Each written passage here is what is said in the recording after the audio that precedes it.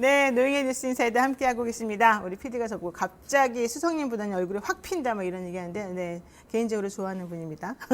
자, 대통령 탄핵이라는 헌정사상 초유의 사태 속에서 출범했습니다. 문재인 정부가.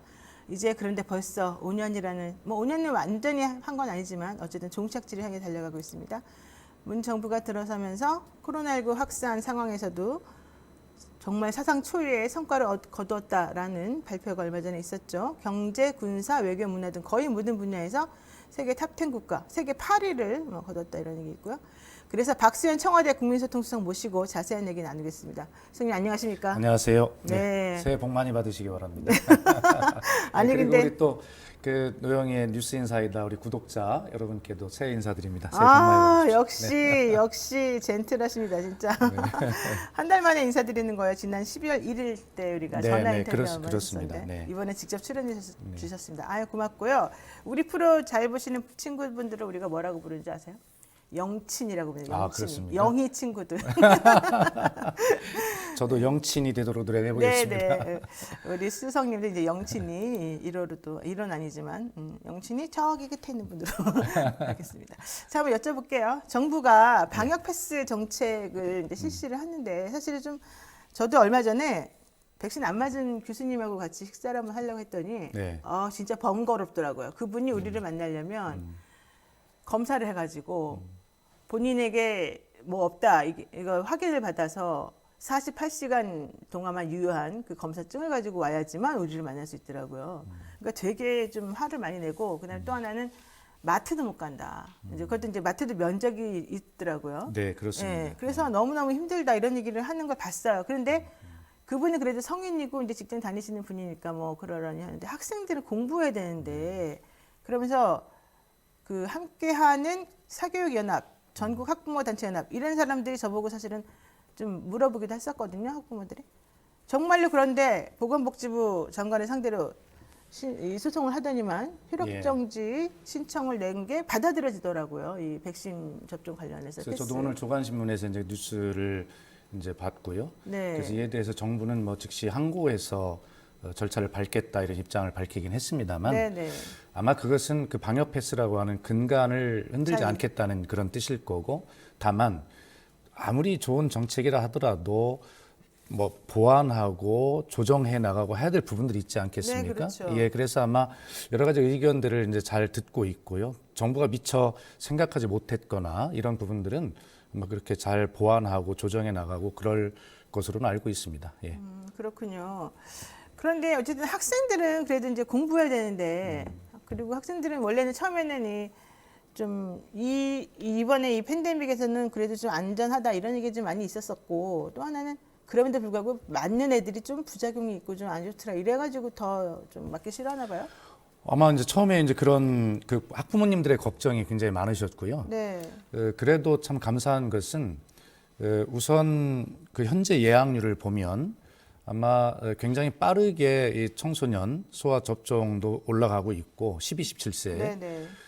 그다음에 아마 한 70% 이상 접종이 이루어질 것으로 예상을 좀 하고 있거든요. 그래서 일부 걱정하시는 분들의 의견을 잘 들어가면서 보완하고 국민께 말씀드리고 안심을 시켜드리면 청소년 백신 접종률도 굉장히 빠르게 목표치까지 올라갈 것으로 그렇게 예상하고 있고 지금 그렇게 진행이 되고 있습니다. 네, 사실 저희 아이도 둘째가 2005년생이에요. 그래서 우리나라 나이로 이제 이번에 만으로인가요? 17세가 됐죠, 해가지고. 네. 다 맞았어요, 이미. 그래서 제가 지금 3차도 맞아라 이제 그러고 있거든요. 근데 맞을 때 그렇게 걱정 안 하셔도 되긴 되더라고요. 근데 물론 애들마다 편차가 있긴 한데. 그렇습니다. 예. 하여튼간 좀 적극적으로 좀 맞았으면 좋겠고요. 지난 3일에 문재인 대통령 마지막 신년사가 있었지 않습니까? 네네. 근데 국민에 대해서 감사하는 마음도 있긴 했는데 이제 아무래도 임기 말이다 보니까 좀 스스로 평가하시는 부분도 좀 있었습니다. 전체적으로 좀 요약을 한번 해주실까요? 예, 우선 그 임기 5년 동안 이렇게 그 처음에 출발할 때 안보 위기가 굉장히 심각했었지 않습니까? 네네. 2017년에 거의 한 달에 한 번쯤 북한이 미사일 도발, 북핵 핵실험 이런 것들을 통해서 위기가 있었고 그때 우리 국민들은 곧 뭐 무슨 큰일이 나는 것 아닌가 하는 공포 속에 그렇죠. 너무 살았던 놀랐죠. 기억이 있습니다. 네. 그러나 그 뒤에 여러 가지 비핵화 협상이라든가 남북관계 개선 등을 통해서 남북 정상회담, 그다음에 북미 정상회담들이 열리면서 지금은 전쟁이 날 것 같다라고 하는 그런 공포는 이제 없죠, 사라진 사실은. 것이죠. 예, 예. 근데 그걸 잘 극복을 해왔는데 그리고 나자마자 이제 코로나 위기가 다시 온 것입니다. 그래서 문재인 정부는 위기와 함께 해온 그런 정부였고 네. 다행히 위대한 국민의 참여, 협조, 희생, 헌신 뭐 이런 것들로 이 두 가지 위기를 잘 극복해 나가고 있는 중이다 이런 평가를 할 수 있겠습니다. 물론 한편에서는 소상공인 자영업자들이 고통이 이렇게 크고 국민 불편이 큰데 그렇게 성과를 평가하는 것은 자화자찬 아니냐 이렇게 말씀도 하시는데 야당이 특히 그렇게 그렇습니다. 얘기하더라고요. 그런데 뭐 그 말씀도 일리는 있습니다. 그러나 대통령께서 국민과의 대화에서 말씀하셨던 문재인 정부의 현재의 성과는 성과대로 부족하면 부족한 대로 공히 투명하게 인정을 해야 네. 그것이 다음 정부로 이어지는 것인데 성과에 대해서도 문재인 정부가 잘했다는 것이 아니라 이것은 과거 모든 정부의 업적들이 성과들이 쌓여온 결과이다 이렇게 말씀하셨고 또 그 와중에서도 우리 국민이 함께 해온 국민의 성취다. 그래서 우리가 이룬 국민과 함께 이룬 성취에 대해서는 자부심을 갖자. 왜? 자부심은 바로 미래로 나아가는 원동력이기 때문에 그렇다라고 말씀하셨습니다. 그래서 네네. 저희가 국민과 함께 이룬 성과에 대해서는 자부심을 갖고 다만 문재인 정부가 부족한 지점에 대해서는 충분히 받아들이고 다음 정부가 또 이것을 개선해 나가서 더 좋은 정부를 만들기를 바라는 그런 마음이 신년사에 다 담겨 있다고 생각합니다. 그렇군요. 근데 사실 제가 이거는 정말 뭐 예상 못하신 질문이겠지만 네. 우리 그 수석님은 처음에 문재인 정부 초기 초대 대변인이셨잖아요. 그렇습니다. 네, 청와대 대변인. 네, 네. 그때 상당히 기자들하고 관계도 잘하셨고 엄청나게 고생하면서 하신 걸 제가 기억을 합니다. 네. 그때 당시에는 근데 지지율이 80%가 넘을 정도로 엄청나게 분위기도 되게 좋았어요. 네, 기대도 네, 많고. 네. 근데 지금은 이제 40%대를 물론 떨어졌습니다만은 물론 이제 말 이어서도 그렇지만은 중간 중간에 뭐 정책들이 좀 혼선이 있었던 것도 네, 있고 네. 부동산 정책 특히 그렇습니다. 세금 문제. 네.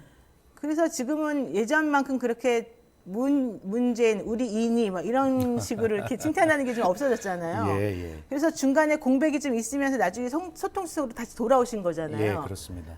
어떠십니까? 그 당시에 초창기하고 지금하고 좀 느낌이 어때요? 뭐 느낌이야 똑같죠. 제가 아까 저 들어올 때 머리를 짧게 깎았다 이렇게 말씀하셨는데 네네, 아주 단정하게. 제가 이제 4개월 남았습니다만 정말 처음에 대변인 할 때 그런 초심으로 돌아가서 대통령께서도 임기 4개월이지만 이게 가장 민감하고 중요한 시기다 말씀하셨는데 초심으로 국민을 섬기는 그런 일을 하기 위해서 머리를 또 짧게 제가 정리를 했거든요. 그런데 아마 청와대의 마음은 대통령 지지율이 높을 때나 낮을 때나 근데 이것은 문재인 청와대뿐만이 아니라 대한민국의 어느 대통령의 청와대는 똑같을 겁니다. 그만큼 업무가 과중하고 중요한 곳이기 때문에 여론조사에 소위 뭐 일희일비하지 않겠다라고 하는 말이 그냥 흔히 쓰는 수사가 아니라 실제로 마음이 그렇습니다. 그런 걸 신경 쓸 여력이 없고요. 주어진 상황에서 최선을 다할 뿐이고 큰 미래 비전을 가지고 뚜벅뚜벅 가는 것도 가야 되고 매일매일 발생하는 상황들에 대해서 기민하게 대응해야 되는 문제도 그렇고 그래서 매일 어떤 그런 초긴장의 연속선상에 살고 있기 때문에 뭐 처음이나 마지막이나 저는 똑같다고 생각하고 특히 아까도 말씀드렸습니다만 2017년 첫 대변인일 때는 북한의 안보 위기 지금 국민소통 수석으로 마지막에 와보니까 코로나 위기 와 정말 엄청난 긴장감입니다. 그래서 늘 똑같은 생각으로 가지고 있고 임기 말임에도 불구하고 과거 역대와 다르게 그래도 40% 중반까지의 지지를 보내주시는 것은 너무나 큰 감사의 마음이고 다만 이것이 저희가 부담인 것은 뭐냐면 저희가 잘해서 이렇게 마지막까지 지지해 주신다는 것보다는 코로나 위기 때문에 대통령의 힘을 좀 국민이 모아주고 그래 극복 잘 해봐라 라고 하는 뜻이고 그다음에 지금 이제 오미크론 발생 현황을 보면 미국이 오늘 현재 40만 일 확진자가 네, 넘고 많더라고요. 뭐 유럽이 20만씩 넘고 있는데 우리도 곧 이 오미크론의 파고가 올 것으로 지금 예상을 하고 정부는 준비하고 있거든요. 그래서 국민께서도 불안하시기 때문에 네. 문재인 대통령에게 준비 잘해서 오미크론 좀 잘 막아봐라라고 하는 힘을 실어주시는 그런 어떤 걱정의 반영, 뭐 그런 국민들의 배려 이런 것이 아닐까 그렇게 생각하고 있습니다. 근데 어쨌든 뭐 지금 이제 좋은 말씀 하셨긴 하셨는데 솔직히 말하면 좀 섭섭한 부분이 있을 것 같아요. 국민들이나 뭐 언론이나 이런 쪽에다가 대통령 수석님도 좀 섭섭한 부분이 있을 것 같고 대통령 좀 섭섭해하지 않으세요 인간인데? 우리 저 진행자께서 너무 노련하셔서 저에게 예, 섭섭합니다. 그럼 오늘 그것이 언론 제목으로 뽑힐 것 너무, 같습니다. 아니, 저는 그걸 바라고 사실 소위 미끼를 솔직하게 그냥 미끼를 우리끼리, 던지셨는데 네, 우리끼리 한번 얘기해 보죠. 제가 그걸 물지 않습니다. 아, 진짜. 아니, 그러면은, 그런데 예, 예. 저희가 이제 사실은 정말 열심히 한다고는 했지만 잘한 것도 있지만 국민께 정말 고통을 드린 부분도 있지 않습니까? 네. 특히 이제 부동산 같은 문제인데요. 어쨌든 이 부분에 대해서 대통령도 여러 차례 이제 사과를 하셨지만 지금 이제 부동산이 이제 하향 안정세의 입구에 있다라는 상황 판단을 저희는 하고 상황을 예의주시하고 있습니다. 그렇다고 해도 집값이 워낙 높이 오른 상태에서 약간 하향 안정으로 가는 것이 무슨 큰 의미가 있냐라고 또 질책하시는 국민들도 계시지만 어쨌든 이렇게 해서 다음 정부에 또 물려져 가지고 다음 정부가 더 이 정책을 잘할 수 있는 분위기를 만드는 것 역시 중요한 것 아니겠습니까? 그래서 저희들이 이제 부동산 때문에 혼이 나긴 하지만 문재인 정부에서는 다음 정부에서 잘 할 수 있는 어떤 공급 기반을 충분하게 마련해서 물려주는 것, 이 일 역시 최선을 다하고 있습니다. 저희가 전 정부로부터 사실 물려받은 어떤 택지, 공급을 위한 택지 양이 그렇게 많지 않았기 때문에 초창기 1, 2년에 공급이 적을 수밖에 없었습니다. 그러면서 택지를 부랴부랴 마련하면서도 이 부동산은 장기 종합대책이기 때문에 택지를 발굴하고 지정하고 인허가를 하고 건축을 하고 분양을 하려면 5, 6년, 10년 걸리지 않습니까? 그렇기 때문에 저희가 택지를 부랴부랴 3천만 평 정도 마련을 했다 하더라도 문재인 정부에서 쓸 수 있는 건 거의 없지요. 대개 다음 정부가 쓰게 돼 있어서 205만 호의 공급 기반을 마련했다 이렇게 말씀을 드리고 그 결과 지난 10년간의 평균 입주 물량을 보면 전국적으로 46만 3천 호였다면 앞으로 향후 10년간은 매년 56만 3천 호가 공급이 될 만큼 그렇게 이제 됐고 수도권을 기준으로 봐도 지난 10년간 입주 물량이 매년 23만 4천 호였다면 앞으로 10년간은 31만 4천 호가 안정적으로 공급될 것이다. 이런 공급 기반은 마련했으니 현재 문재인 정부에서 고통을 드리는 것은 대단히 송구스럽고 죄송하나 그 와중에서 문재인 정부는 다음 정부를 위한 또 안정적인 그런 자산은 또 물려줄 준비는 했다라는 말씀도 꼭 아울러서 한번 드려보고 싶고요. 지금 말씀 나오셨으니까 사실은 제가 질문해보겠습니다. 섭섭하냐 그랬더니 딴 얘기 하신 거예요, 사실은. 부동산 문제 관련해서 하향 안정세를 지금 들어섰다고 평가하시면서 네. 그런데 부동산 문제에 물론 잘못한 건 있는데 그게 공급이 이제 좀 부족해서 그랬다라고 하는 것에 대해서 좀 설명하셨습니다. 예. 전 정부에서 사실은 택지, 그러니까 개발할 수 있는 택지 자체를 조금 너무 적게 준 부분들이 있었기 때문에 어쩔 수 없는 게 있었다고 지금 말씀하시는 거잖아요. 근데 사실 처음에 대통령께서 우리 정책은 이번 정부에서는 공급은 늘리지 않고 지금 현재 있는 이런 것들을 다 정리해가지고 보면은 충분할 것으로 보기 때문에 건설 경기를 부양하거나 공급을 자꾸 함으로 인해서 이렇게 집값을 잡는 것으로 하지 않겠습니다라고 했었잖아요. 그러니까 전 정부에서 우리에게 뭐 할 수 있는 거를 주었다 안 주었다 이것 때문이 아니라 이번 정부의 정책이 그랬기 때문에 공급을 안 늘렸다. 그래서 그 기조에서 한번 해보겠다라고 했던 거 아니에요? 지금 뭐 정확하게 다시 설명을 드리면 그렇게 저희가 물려받은 여건이 사실 그렇게 좋지 못한 건 사실입니다. 그렇다고 해서 저희가 전 정부 탓을 하는 것은 아닙니다. 저희가 좀 더 유능했어야 되죠.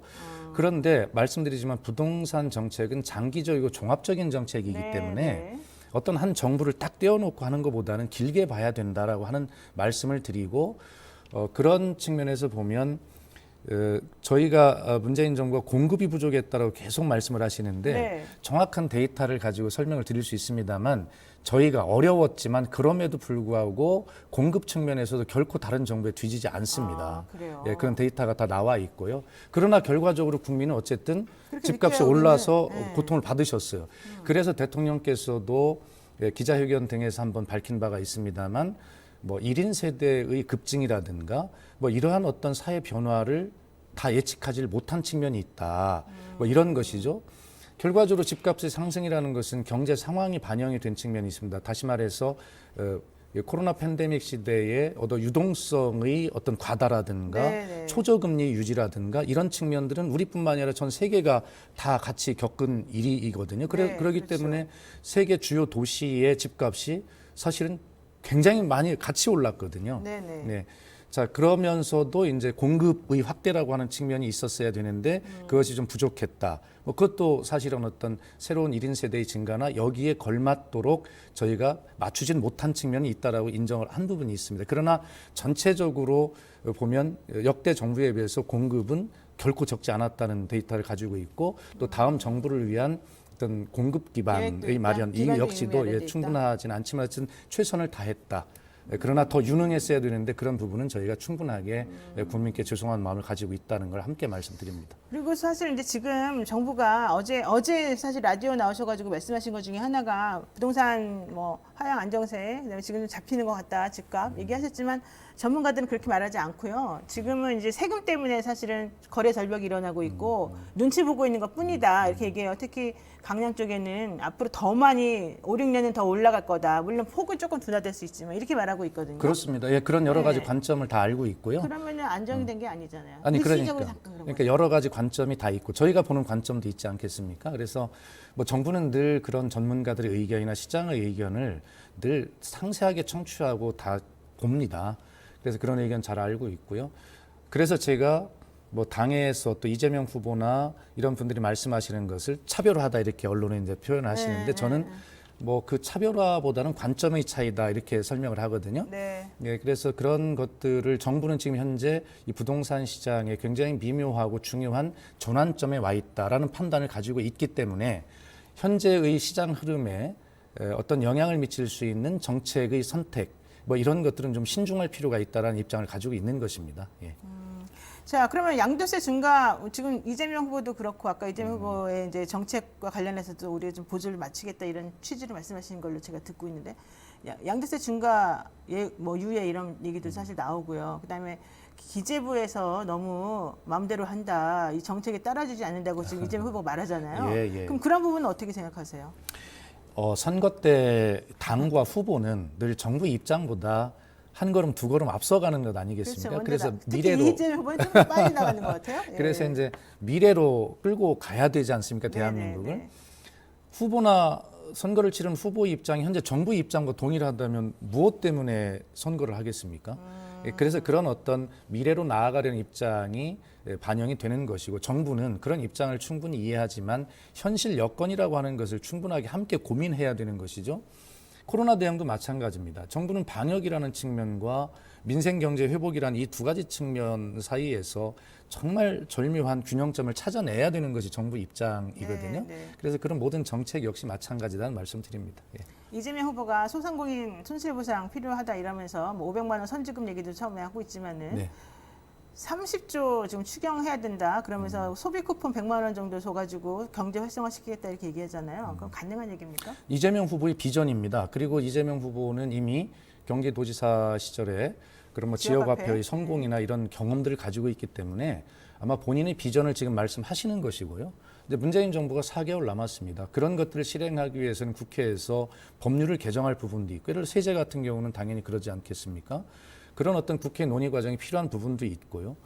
그다음에 그 재원이라고 하는 것이 이제 제가 어떤 인터뷰에서 마른 수건 쥐어 짜듯이 이런 표현을 했는데 아마 뭐 이런 현재의 여건은 어렵지만 그러나 후보로서는 자기가 집권을 하게 된다면 이렇게 하겠다라고 하는 그러한 비전을 말씀을 드리는 것이죠. 그것은 뭐 국민께 당연히 드려야 할 말씀이라고 생각을 하고 뭐 그런 것이 현실과 미래 비전 사이에서 어떻게 균형이 이루어질 수 있는지는 논의를 해봐야 될 일입니다. 근데 국채 발행을 해야 된다 이런 얘기를 하던데. 지금 이것은 정확하게 이재명 후보의 말씀도 정부 이야기도 똑같은 것이 뭐냐면 방역 상황에 달려 있다는 것입니다.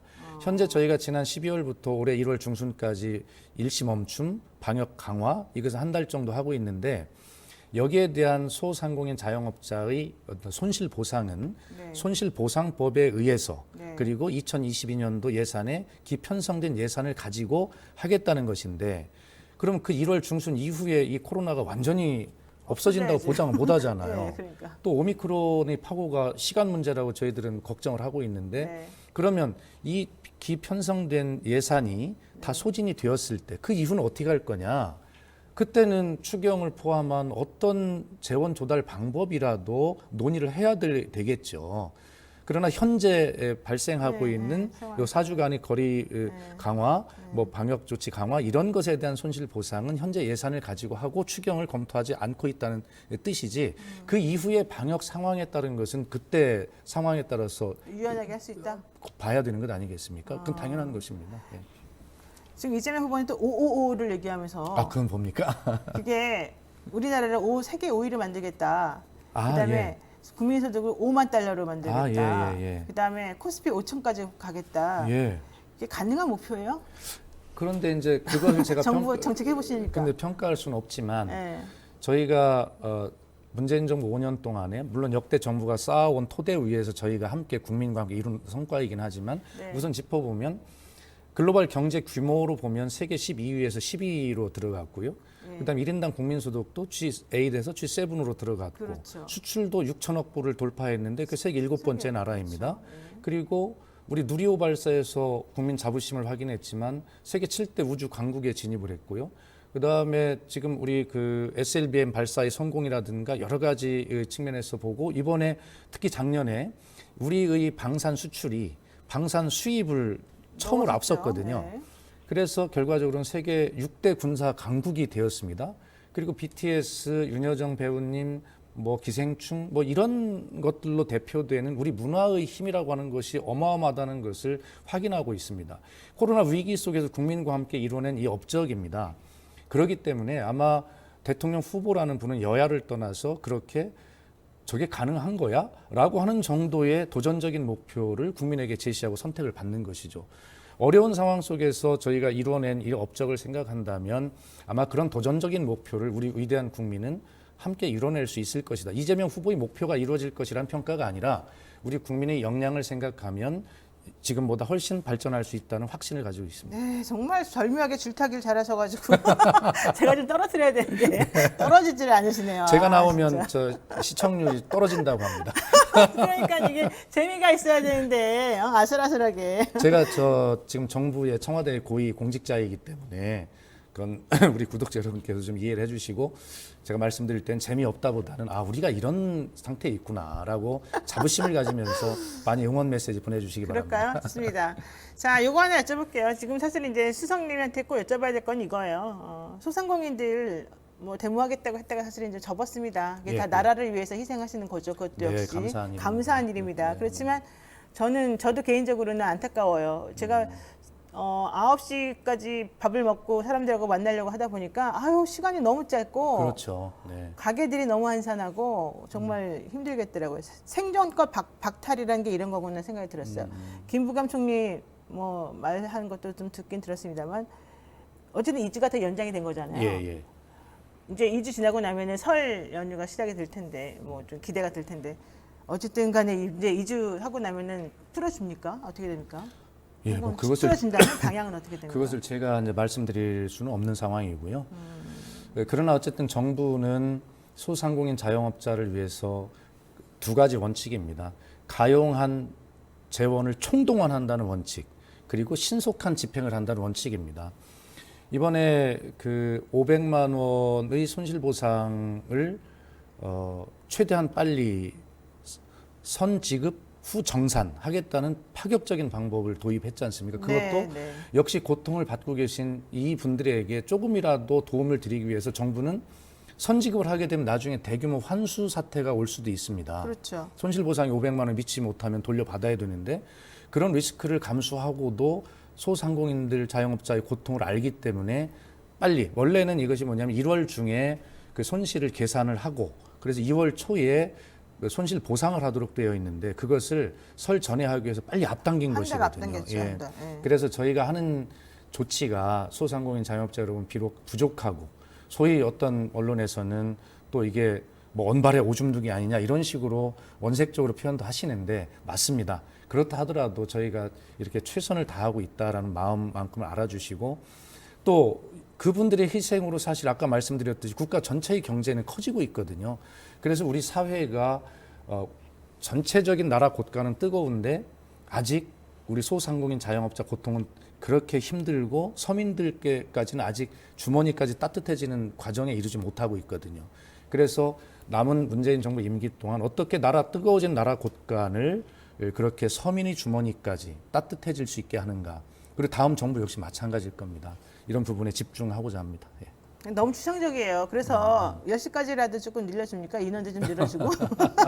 그걸 말해줘요. 그것은 저한테 질문하실 내용이 아니고. 아, 그래요? 좀 그래서 적극 권유해 주세요. 저도 같은 마음입니다. 네. 그리고 어쨌든 한 가지 꼭 말씀드리고 싶은 것은 고통스러울 만큼 방역을 강화하는 것, 짧게 하는 것, 이것이 결과적으로는 소상공인 자영업자들을 길게 위하는 길이라는 생각을 가지고 있습니다. 알겠습니다. 자, 국방부 욕 좀 해야 될 것 같아요. 예. 이게 도대체가 뭡니까? 국방부 수생에 똑같은 사람이 예. 똑같은 방법으로 똑같이 왔다리 갔다리 해도 되는 겁니까? 글쎄 말입니다. 이 휴전선 여기를 이렇게 이게 2020년에 왔다가 그러니까 국민들께서 이게 얼마나 좀 허망하실까 너무 하는 황당무계예요. 이런 생각이 들고요. 또 그 같은 장소에서 일어났다는 것이 참 이해가 안 있을 수가 가고 없어요. 네. 그래서 너무 송구스럽게 일단 생각하고 오늘 그 합참에서 이제 여러 가지 조사 경위 네. 결과를 발표를 하게 되고 오후에는 국방위원회가 소집이 되어서 여러 가지 국민들의 목소리를 따져 물을 거고 질타도 계실 것으로 알고 있습니다. 아마 지금 그런데 이런 생각은 한번 해볼 필요가 있어요. 지금 탈북민들이 제가 알기로는 한 4만여 명 이상이 이러고 있는데 이분들을 처음에 이제 여러 가지 정착 과정에 이제 도움은 드리지만 나중에 이분들의 어떤 그 취업 문제라든가 이런 정착의 문제에서 지속 가능한 생활이 유지되도록 하는 것에는 우리가 아직 인색합니다. 그래서 탈북자 취약계층이 되는 것이죠. 그렇기 때문에 적응을 하지 못하는 이런 문제들이 발생을 하고요. 그래 초기에 얼마 안 될 때는 그분들을 계속 그 추적하고 뭐 표현 어떨지 모르겠지만 감시 시스템 뭐 이렇게 하면서 상담도 하고 자세하게 보살피는 규모가 그런 시대가 있었다면 지금은 워낙 많은 숫자이기 때문에 그렇게 하는 것은 맞지 않다는 생각을 저는 개인적으로 가지고 있고 네. 국회에서 어떤 논의들을 해주실지 모르겠지만 이제는 이분들이 좀 초기 정착뿐만이 아니라 좀 더 취약계층으로 전락하지 않고 그렇게 좀 지속 가능하게 적응할 수 있는 사회의 관심과 제도의 마련 이런 부분들로 이제 논의가 좀 모아져야 되지 않겠나는 생각 가지고 있는데 우선 경제작전이 실패라는 이 측면은 결코 국민들이 질타를 피해갈 수 없을 것이다. 그리고 탈북자의 관리 시스템을 보완하는 문제는 그건 지금부터 한번 우리 사회가 합의를 통해서 고려할 문제다. 이 두 가지 측면을 함께 봐야 되지 않겠나 그 얘기는 싶습니다. 뭐 옛날부터 나온 문제인데 아직도 해결이 안 되는 거예요. 그게 아마 재작년에 강화에서 네, 월북한 네, 사건 이후로 네. 그 문제를 좀 보완한다고는 했습니다만 했는데도 불구하고 아무것도 아직 나아진 게 부족한 없죠? 것이죠. 예, 좋습니다. 그렇습니다. 예. 자, 7.3 남북공동선언 50주년 맞는 해잖아요, 올해가. 네. 네, 종전선언 초창기 제가 대통령 취임하셨을 때 야 우리 정말 북한하고 이제 올해 뭐 5년 안에는 뭐 되나 보다 했는데 아무것도 안 됐어요. 우리 종전선언은 이거라도 하나 해결합니까? 그렇게 되기를 바라죠. 예. 너무 허무한 대답인데요. 네. 아니 그런데 진행 상황 어떨까요? 그런데 사실은 이제 진행 상황 전혀 아는 게 없습니다. 다만 지난번에 이제 통신 연락선을 복원할 때도 네네. 그때 남북 관계에 굉장히 경색이 되었는데 갑자기 발표가 되었는데 네. 알고 보니 네. 남북 간의 물밑으로 막 친서가 여러 차례 오갔다. 네.